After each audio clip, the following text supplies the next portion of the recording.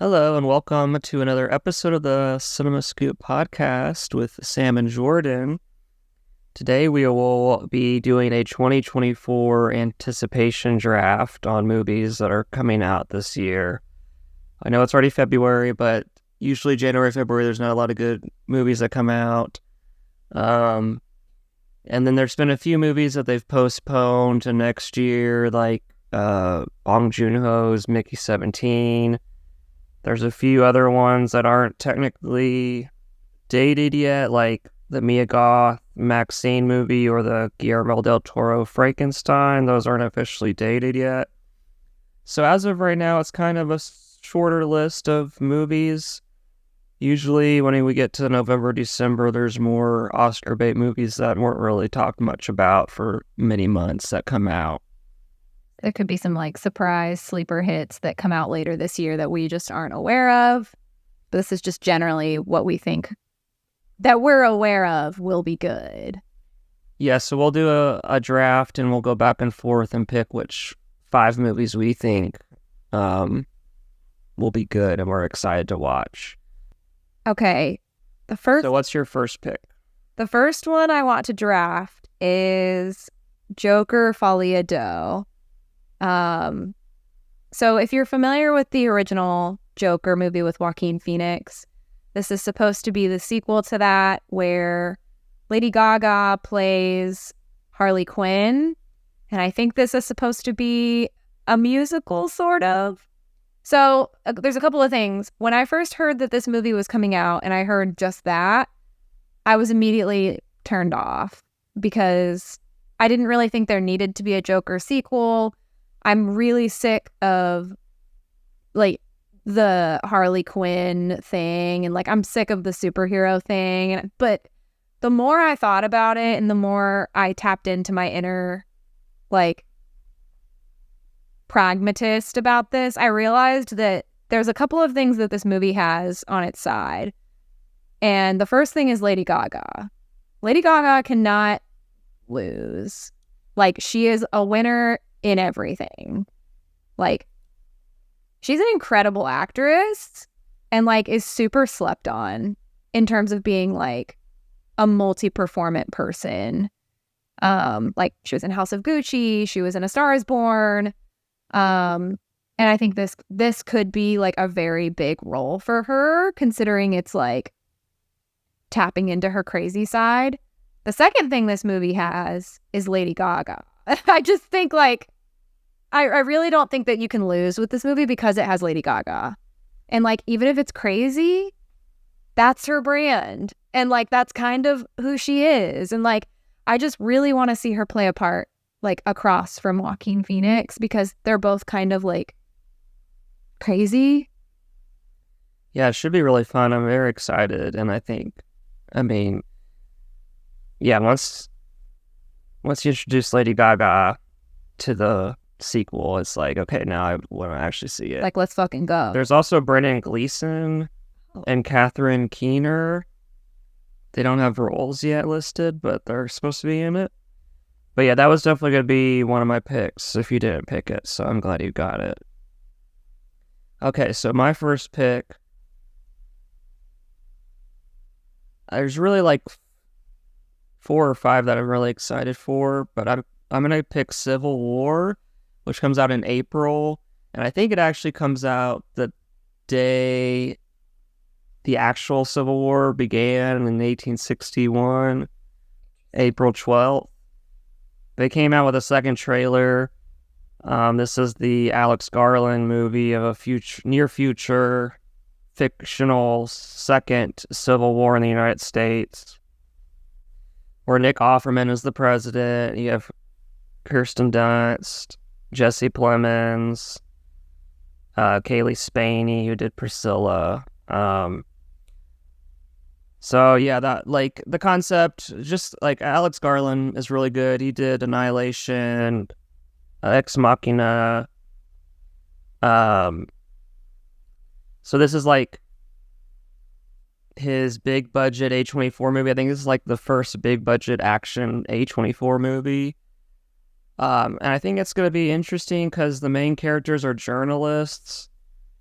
And I think it's going to be from a news gathering perspective, which when you make a fictional USA Civil War, you're already going to have half the population upset about if you do it this way or if you do it another way. So he kind of has to, and Alex Garland's from England, so like he doesn't really care about any of that. So he's going to just make his own thing. So it's going to be I think it's going to be interesting. So that's my number one pick. I think my next one that I'll draft will be Furiosa. This is the follow-up film to George Miller's Mad Max from the year 2015, which like stole my heart when we saw it in theaters. I had never seen any of the Mad Max precursor films. I still haven't. I know that's like sacrilegious, but I need to see them. But I understand that like they're just a completely different thing than the 2015 Mad Max. Like the other Mad Maxes are just more camp, I think, like sci-fi campiness.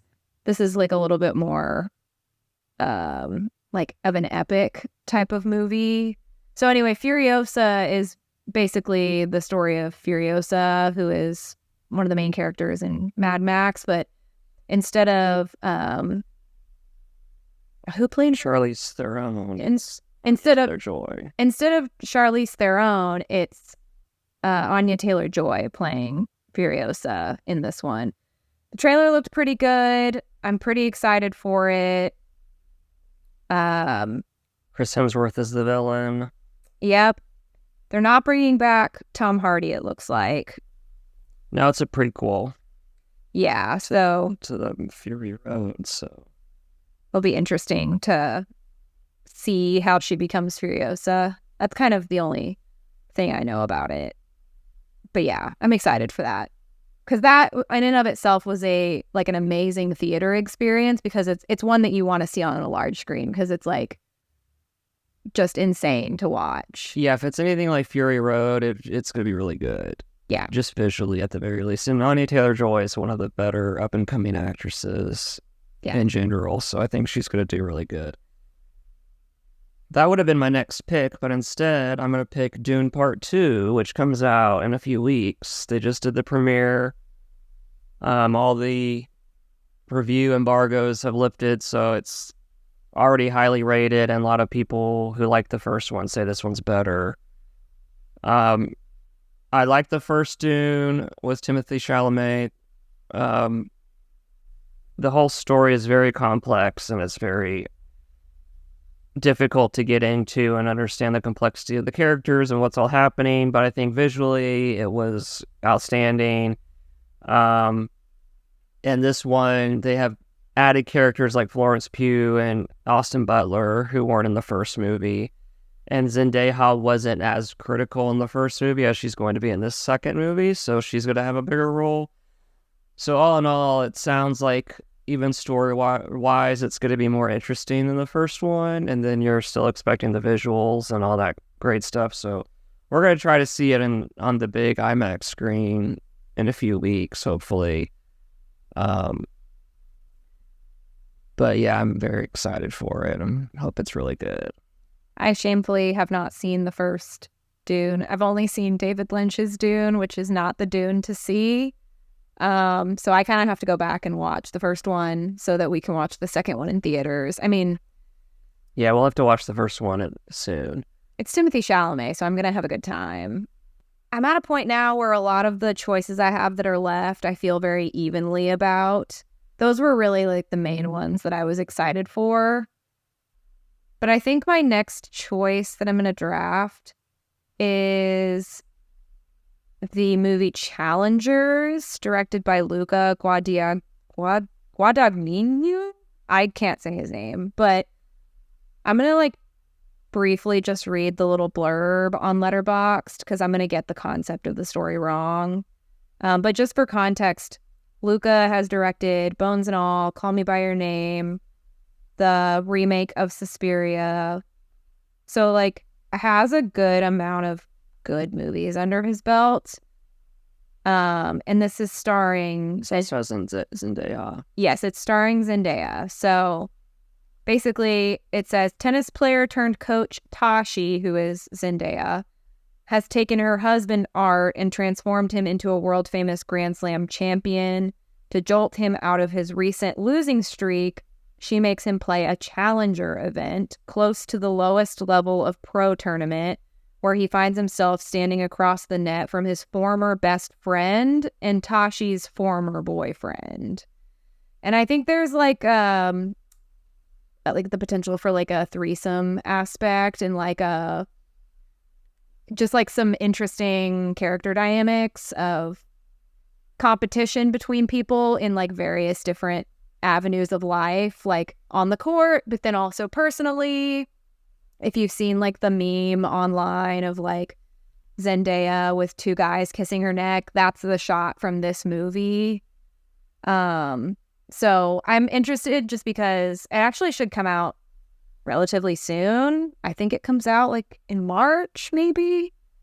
Like I've seen a lot of posters for it at like all the theaters we've gone to recently, but I do love the idea of Zendaya being sort of like at the center of, being kind of like, it almost seems like she's kind of at the center of this like large plot where she's orchestrating like a bunch of like crazy stuff happening. It comes out April 26th. April 26th. Okay, so my next pick. And one of the reasons I wanted to do this is because I feel like because they pushed back so many movies from the strike, and then they pushed back other movies, like I said, Mickey 17 and some other ones, there's actually not a big slate of movies as of right now. Promised. Like some of them just end up being announced and released later in the year, and they just like come out of nowhere. Yeah, the next one I'm going to pick is Godzilla X Kong: The New Empire, which is the sequel to the 2021 Godzilla vs. Kong, which I really liked.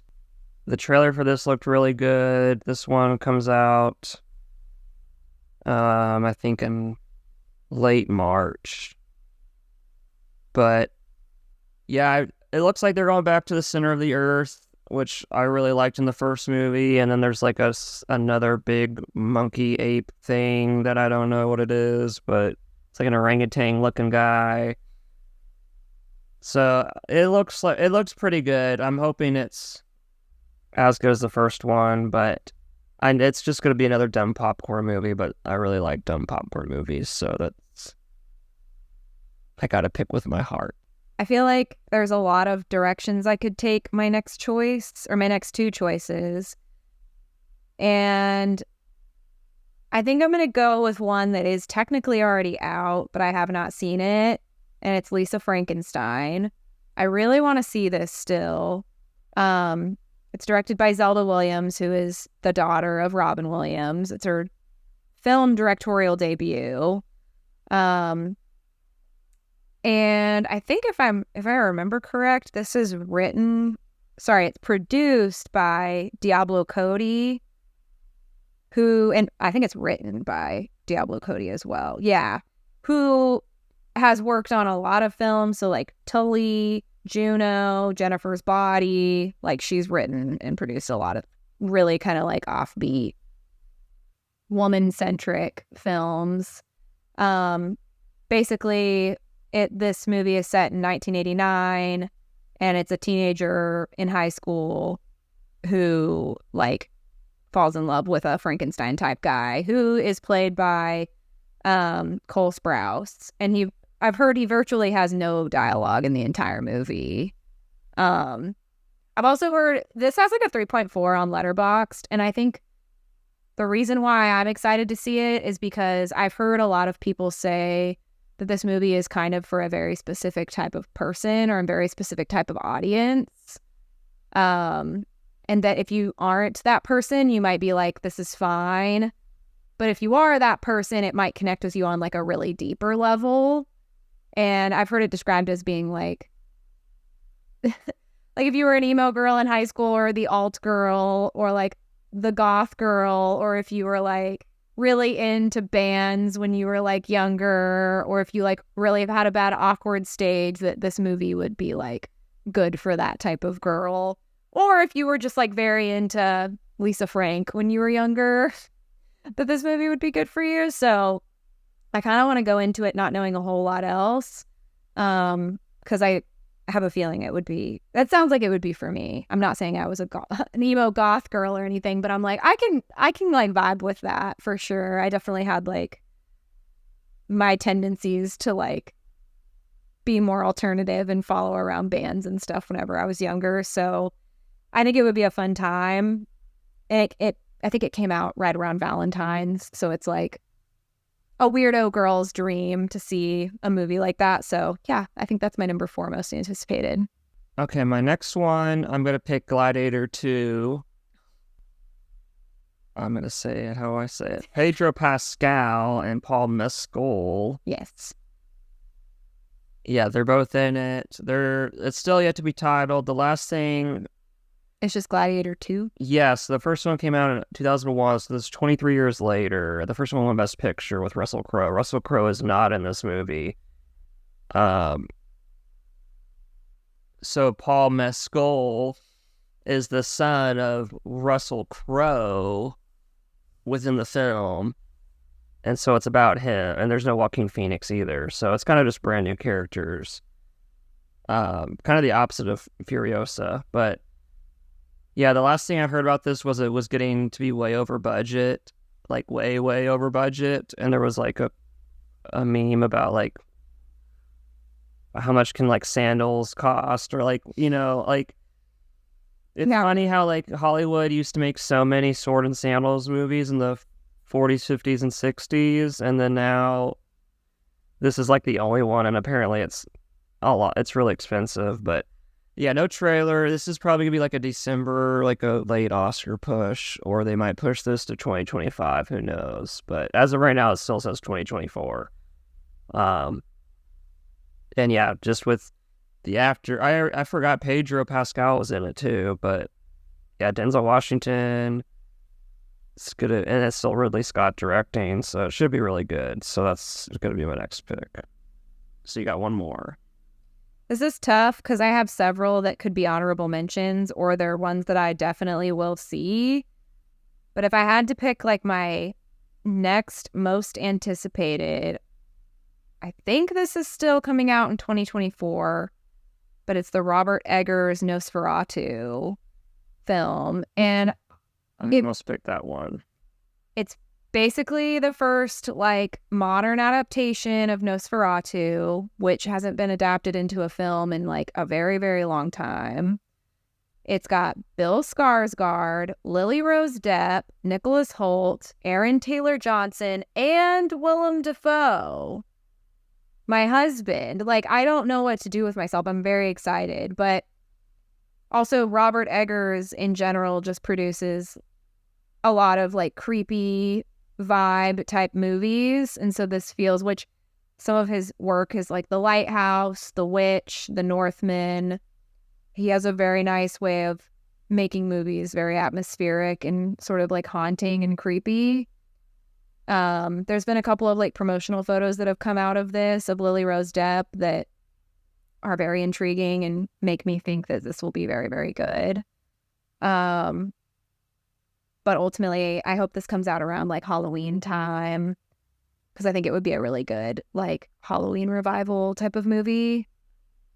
So yeah, I think that's my last one. Yeah, and I just read the Letterboxd little plot, and it basically sounds like Twilight. Oh, then I'm sold. So, well, I mean, Nosferatu, isn't he a vampire? Yeah, but this specifically says a haunted young woman and the terrifying vampire infatuated with her. I think it's Lily Rose Depp. Yeah. Yeah. She's the new Bella. Yeah, so then Bill Skarsgård is like the vampire. Oh, hell yeah. This is so good. It says right now it's coming out Christmas Day. Merry Christmas. Which is interesting. Yeah.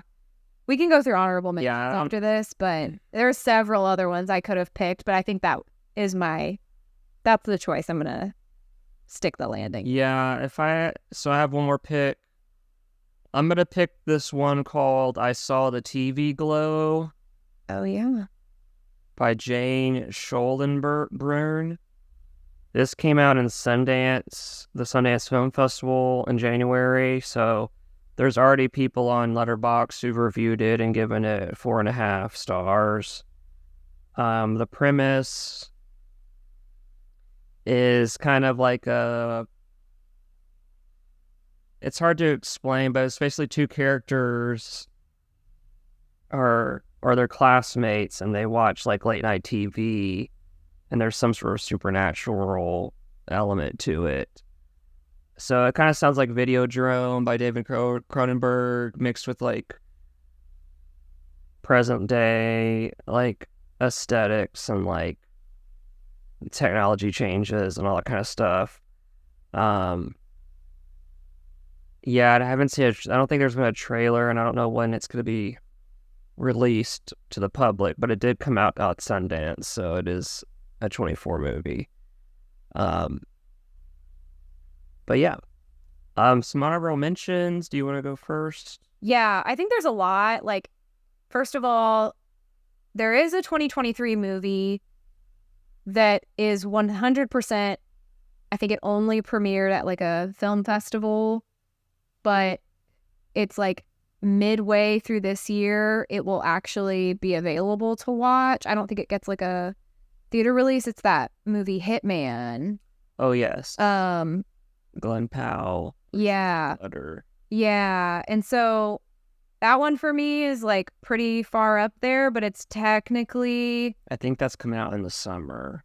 That's what I said. It comes out halfway through the year, but it's like technically a 2023 movie. That one is on my top, like most anticipated. I also think the Garfield movie will be good because I am a Garfield girly. So we've seen the trailer twice in theaters now, and every time it plays, I get kind of excited, even though like I hate Chris Pratt now just because he's like the everyman for everything. I still think it's going to be good. Another one I'll probably see is that John Krasinski If movie. Keep seeing the trailer for that. That one's probably going to be good, or at least tolerable. There's another movie that premiered, I think, at Sundance, directed by Jesse Eisenberg, called A Real Pain, starring Jesse Eisenberg and Kieran Culkin. That one's supposed to be pretty good. Love Lies Bleeding, I think, is supposed to be pretty good. That's Kristen Stewart, Ed Harris, Dave Franco, a couple of other people in that one. There's that one like semi like documentary style one with Will Ferrell called Will and Harper that's supposed to be very good. And then I think maybe my other honorable mention will be this one 88-minute movie called My Old Ass that's supposed to be very, very good and heartfelt. That is basically a woman taking a mushroom trip and encountering an older version of herself, and her older version of herself like explains how life is going to be to her in like a very heartfelt way. But the old version of her is Aubrey Plaza. So I'm excited for that one. That one I think has been at some film festivals and it's gotten like pretty good reviews, but I almost put that one in my most anticipated. Other than that, there's also The Fall Guy, which should be decent. I think that'll be good. And then there's this other one called Pony Boy that's supposed to be very good. And there's this other one called Dee Dee that's supposed to be really, really good. A couple of those, I was just like following people that went to Sundance, and whatever they were liking at Sundance, I'm like, okay, let me make sure I put that on my watch list, because that's sometimes like the first opportunity you get to hear about like smaller films that end up being largely successful or are potentially like award winners in some way, but maybe they don't ever get a theater release or, you know, mass success. So I like to follow those things. Yeah, those are usually the ones that we hear about first, unless if you're talking about like the big studio ones, like blockbuster ones. I got 3 more honorable mentions just real quick. Immaculate, which is a Sydney Sweeney movie where she's a nun. Yes. And she gets pregnant. There's a rom-com with Florence Pugh and Andrew Garfield called We Live in Time. That sounds really good. And then M. Night Shyamalan's daughter is Hannah. I can't pronounce her name. She's making her first movie ever, The Watchers. And there was a trailer for this before Madam Web, and it looked pretty good, actually. It's Dakota Fanning and some other people. But M. Night Shyamalan also has a movie that's supposed to come out in 2024 called Trap. That's a scary movie set at a concert. I don't know if that's going to get me. Yeah, that one. Last I heard, that one might get pushed to next year, or that could be like later, like December. I don't know. But yeah, that's about all we had. So a lot of movies to look forward to. Yeah, I'm more curious to get halfway through the year to see what we have liked that's come out this year. Because I think there's going to be some that we just didn't even see coming that end up being like sleeper hits. Yeah, we'll probably do another episode in the summer, after the summer, about what we've currently seen in 2024, and if there's been newer release dates and different movies that have been announced, we will talk about those then. Yep. In our next episode, we'll be back to wrap up more of the 2023 films that we've seen between these past few months. A lot of movies that come out in 2023, you end up not being able to watch them until the next year. And so when we closed out the year and did our favorites, we've probably each seen 5 other ones that deserve a chance to be talked about. So come back for our next episode and we'll be chatting about that. All right. Bye-bye. Thank you.